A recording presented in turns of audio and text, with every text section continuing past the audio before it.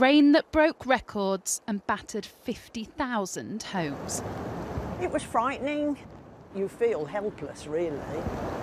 When Storm Desmond struck Cumbria in 2015, it caused the largest flood in 600 years. It was devastating for the town. Climate anxiety is very real.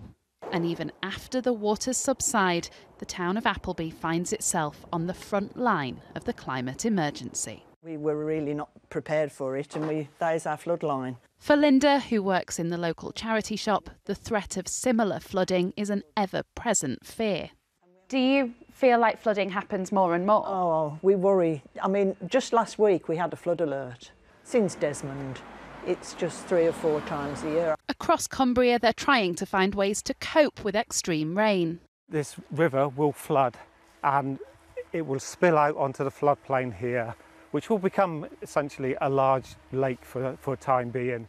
Moving an entire river to slow down the flow of water to nearby properties. The science is quite good. It has been proven to work. All your hopes are pinned on this? I will be watching the weather this winter to see what happens. It's hard to imagine going to more extreme lengths to protect people's homes than literally moving a river.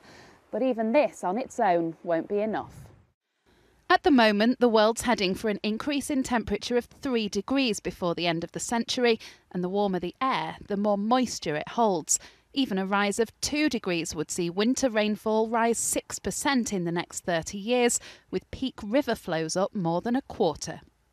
After 5 floods in the past 6 years, the town's mayor says attempts to improve flood resilience are a sticking plaster. If flooding happens on a regular basis and the shops in our main street become too risky to run, then the town might become a ghost town. I would like to see direct action by those people that are going to COP26 rather than a wish list. They really have to start doing something. As people across Cumbria strive to protect themselves from flooding that devastates lives and livelihoods, what they can't do is take the big decisions that would stop the forces of nature becoming too extreme to bear. Hannah Miller, ITV News.